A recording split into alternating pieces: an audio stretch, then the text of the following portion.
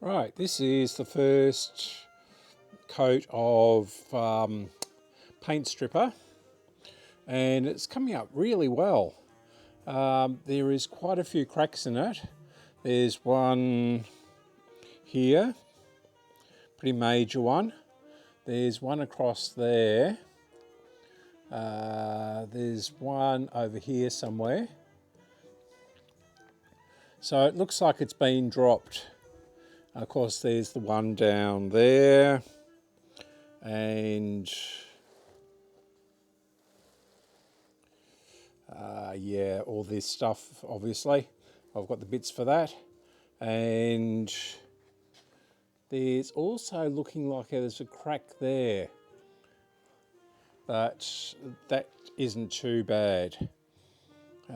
Considering the wallpaper came off fairly easily with a number of soakings. So, yeah. So I'll continue on with it, given that it's such a stunning day out here. Okay, so I've done the case basically, and there's this crack here. There's one across there. I doubt you can see that. Maybe. There's a major crack up through there and across there. So this piece seems like it's ready to come out. We know about this, obviously. And there's also this one here. I can show you. There is also this one here. And another crack up through there. So this one goes up and around. And it's been there obviously for a long time. Now I'm leaving this case as is at the moment because I'm going to use this as an example on Thursday night when I go up to the Eureka Centre for the 100th birthday of radio in Australia. Officially started on the 23rd of November. Okay. I'm on a different spot today. I'm actually in the dining room, on the dining room table, which as you can see is a bit of a mess. There's Dremel bits and a couple of records without covers, etc. But we are going to have a look at some two clock radios. This Philips, which I'm going to do first, is I started on this last year, but I finished the actual cabinet and everything like that, and the chassis is running beautifully, but I didn't finish the clock, and I wasn't sure how far to go with it at the time, and also ran out of time because I was moving and things like that. So we'll have another go at it. I was a bit reluctant because there's a lot of gears in there and number of springs. So getting it back together again is going to be a bit of a challenge. And it doesn't actually work, this one. So we'll have to work out why it doesn't work. I do have one which I picked up probably 30 years ago now, and it was set up on a bench or something like that, if I remember correctly, and it's all gone completely cloudy in there. It's been chopped off down the bottom where the dial is and things like that. But if I can work out how to get the power to it, we might be able to work out how it works. So I don't know whether you can see in there. I'm probably going off camera, aren't I? But there's a number of gears down inside there. Hello, Blackbird. You can't see me, but I can see you. What are you looking at my vegetables for? So yes, there's a lot of stuff in there. So if we can get one of these, if I can get this one working, and it's going to be quite dangerous because it's 240 volts, I think, maybe a low voltage off of the transformer. Then I can use that one as an example to pull this one apart. So that other one is going to be an experiment. I also, the same person who I'm repairing this for, picked up this Healing from around about the same, a bit later actually maybe, but it uses the same clock as the AWA ones. So, and I have a pristine AWA. So this was new old stock. And yes. So this one actually looks a little bit simpler than the Philips. Surprise, surprise. It's a little bit more spread out, the gears. So we'll see how we go. There's a little bit of surface rust on there, which isn't surprising given this is over 60 years old. Probably getting close to 70 years actually.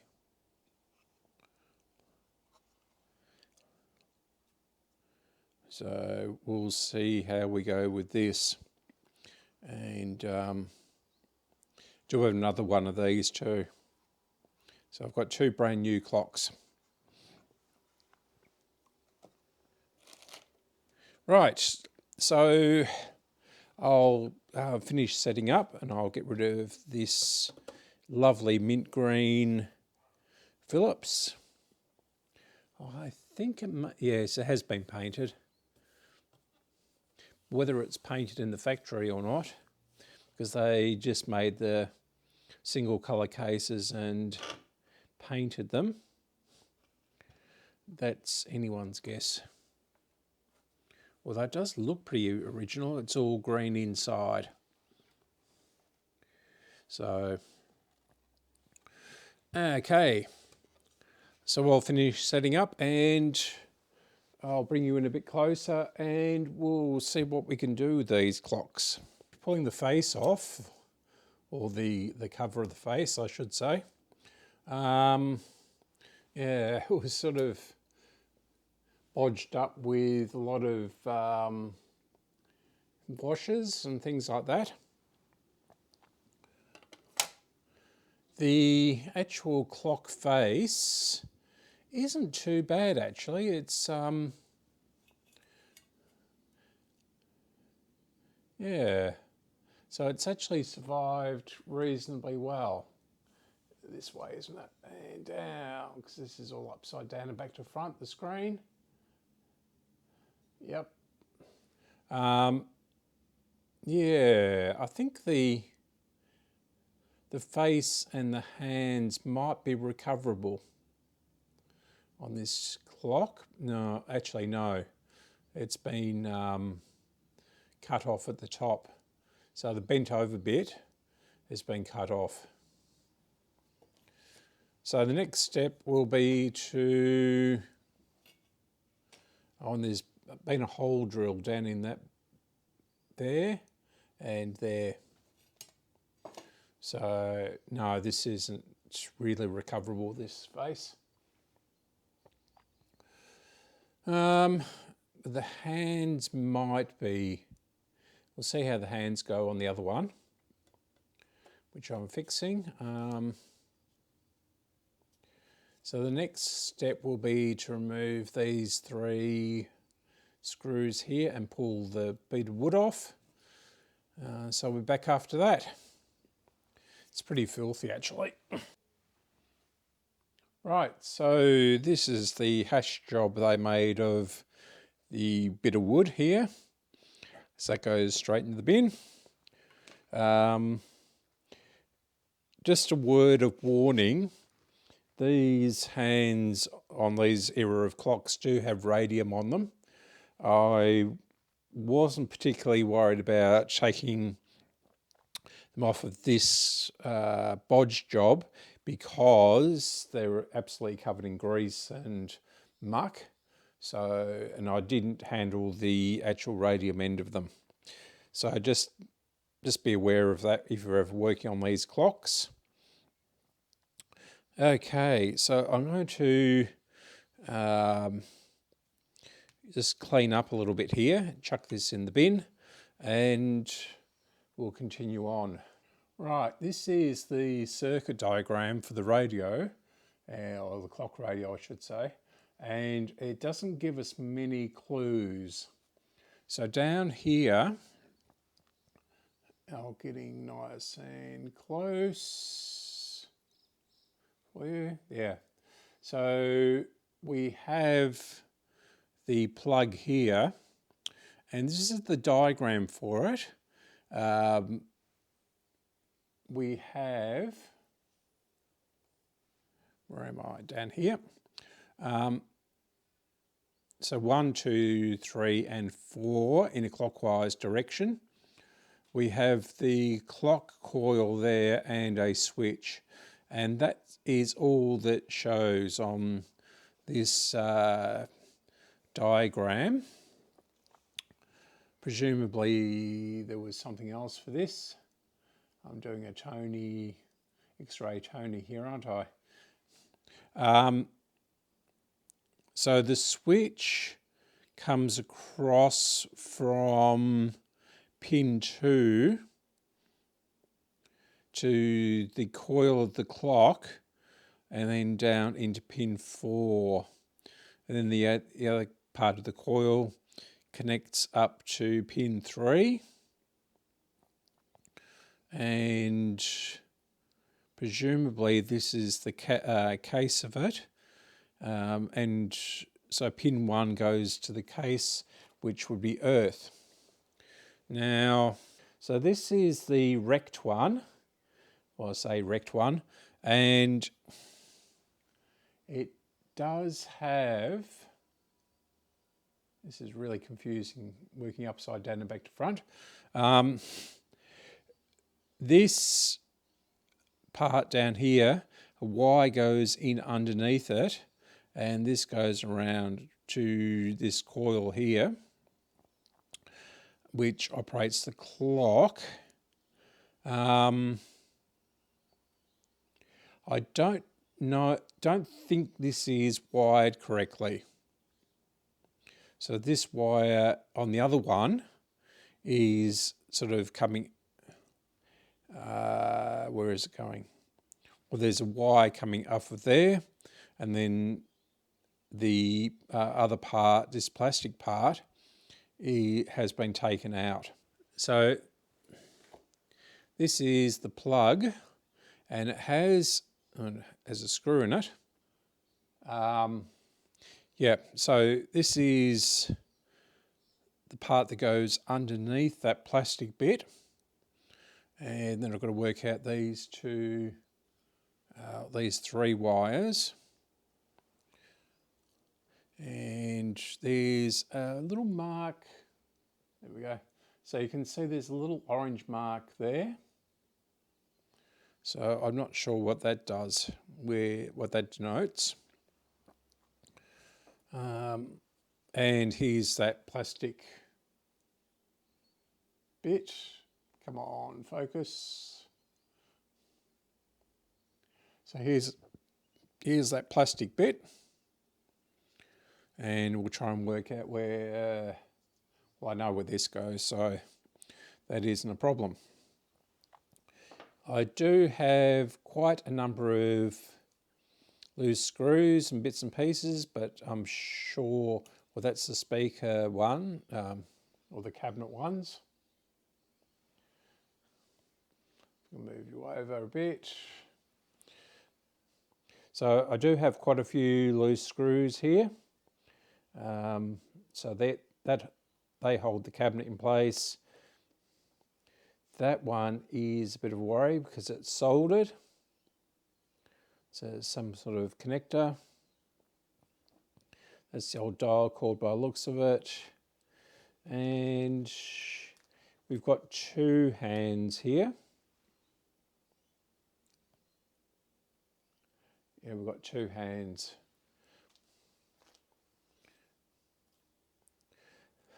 Okay, let's get on with it. And I'm going to pull this old clock apart first, and we'll see if we can work out the gears on that and how to put it back together again. Right, so I've taken these parts, or this part out of there, and the other screw from the other side. And yes, it's ready to come out. Whoops, it's come out. Now I might have to, okay. What was that? Is this the actual motor? Yes. So this is the actual motor.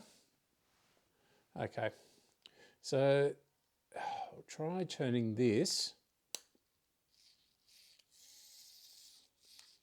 All right, that's the motor gearbox, or something by the sounds of it. So that sounds, sounds interesting. It doesn't look like you can get it apart. Oh, I see how that comes, yeah. Okay, so that goes across there, and these seem to be magnets, and that forms a coil, which would then turn the motor, wouldn't it? Okay. So the actual clock mechanism down below on this one is riveted together. So that's, yeah, I don't know what I'm going to be able to do about that. Might have to drop it in petrol or something.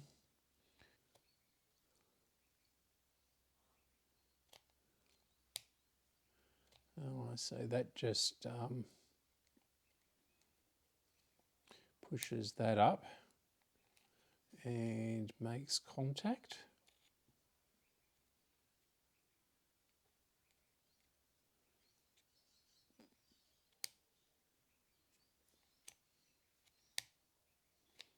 No, that just holds that up in, and then when you want to adjust something, you pull it out and then engages and turns the gears.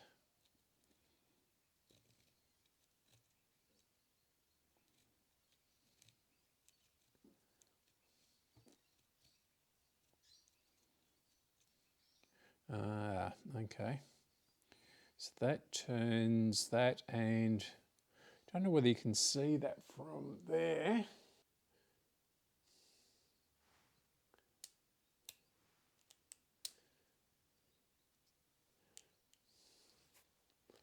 Now,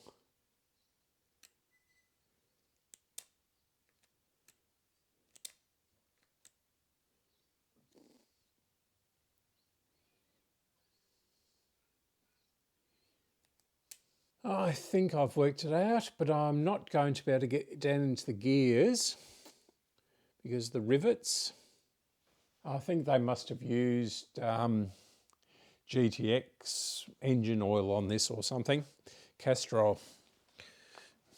So it's pretty gunky and heavy. Well, I'll have to go to the jeweller's and get some proper oil for the other one.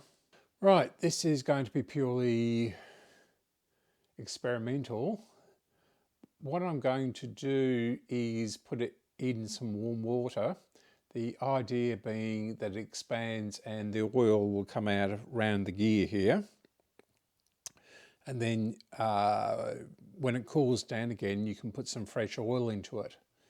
So it'll get sucked back in again as the housing cools. I'm not sure how this is going to go. They do recommend putting it on a 100-watt light globe, but yes. So I'm going to put this warm water in. I've got the kettle here, and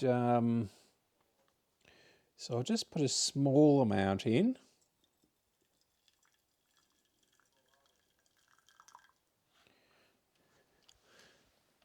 And let's hope that it doesn't float.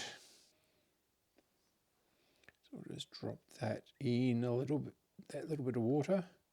Okay, it's heavy enough not to float. And apparently it takes about 10 minutes, but then the old oil should start bubbling up out of it. Might put a little bit more around because the body of it isn't being covered, but we'll see how it works. Just put a little bit, touch more in.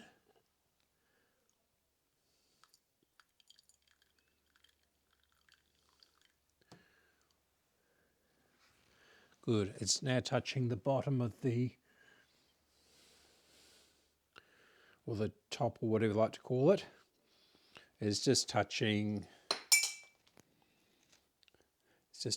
this part here, the top of it. So we'll see how it goes. I'll be back. Okay, so that didn't work. Either it's dry completely, or yeah, I don't know. I topped up the hot water a number of times and replaced it with absolutely boiling water, and there's still no oil coming out of the shaft. So in fact, this is probably going to be too hot to pick up. Yep, it is hot, hot, hot. So I'd say that one is dry. It didn't sound very good anyway when I turned the gear with the pliers. So what I'll do is I'll boil the kettle yet again and replace the water again. And then what I'll do is I'll try the suction method and see if any oil goes into it. I'll just try it with that cheap, nasty 3-in-1 oil. I do have some jeweler's oil somewhere. If not, I'll go down to the jeweler and see if I can buy some. So that doesn't seem to be doing anything at all. So I'd say that is absolutely bone dry. So I'll put this back in very carefully. This is very hot water. And I'll grab some oil. Yeah, you can see there's a lot of sediment forming with this oil. I've just put that in there this morning into the clean bottle. And yeah, but I'll just put a couple of drops in there and we'll see if it gets drawn in as it cools down. Actually, that has already drawn in.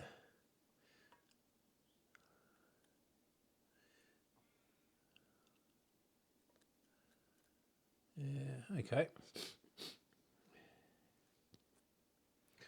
Right, I'll be back. So I might actually take it out and let it cool down naturally.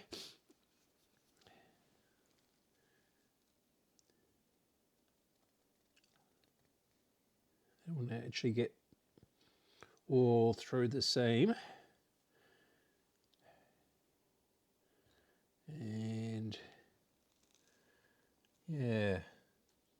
we'll just keep an eye on that. The first couple of drops really went in fast, but there is oil sitting up there, so yeah, we'll have to, oh no, it is going down, just very slowly. Behind that corner of the raised bed there, behind the, there he is, just poking his head out. Or she, I don't know. You can't tell with blackbirds.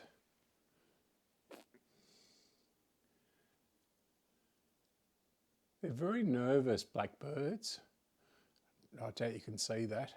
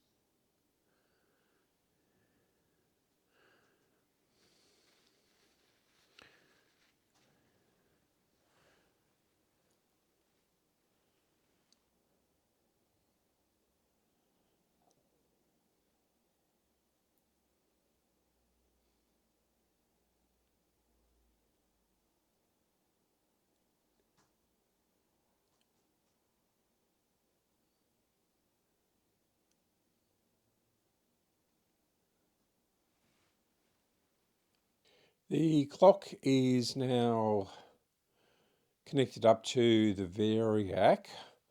I think I've managed to do the wiring correctly.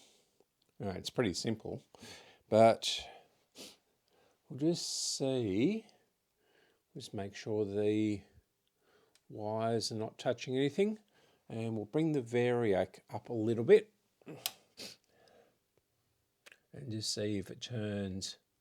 This one may not work.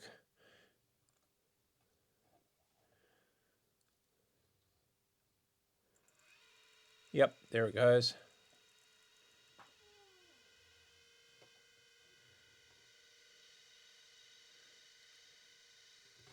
Now obviously the circuitry in the radio is going to limit the current to it, and the mechanism is also going to slow it down, but that seems to have worked. So I'll continue to work on the other one. I'll see if I can maybe put, yeah, because it's all riveted together, that's the problem.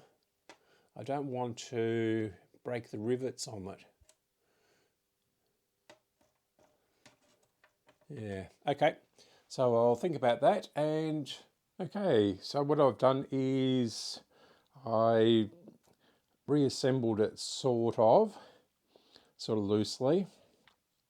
It's still not going through the switches or anything like that.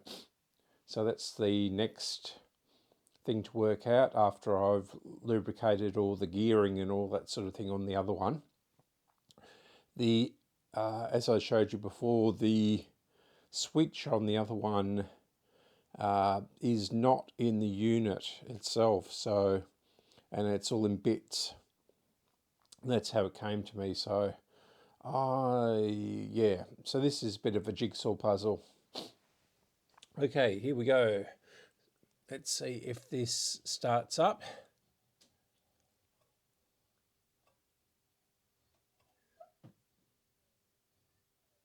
It'll need a high voltage to kickstart, I think. There we go.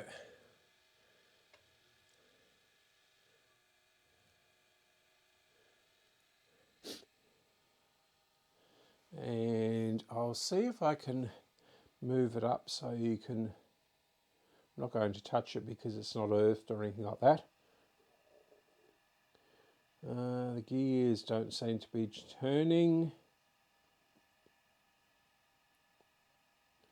But I'll work all that out later. It's pretty gunked up in there. Being exposed for however many years. Not in a clock. Not in a radio or anything like that.